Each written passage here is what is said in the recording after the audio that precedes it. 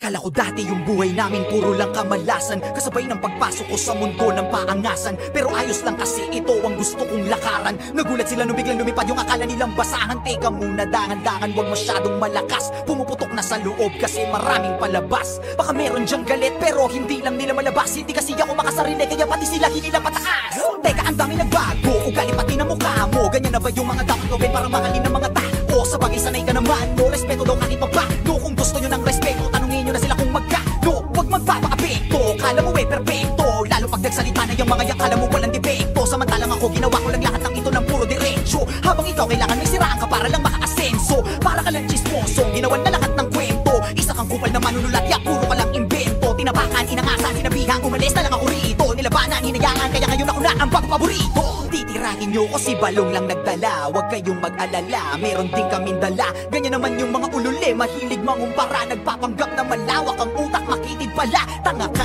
halatang talangka.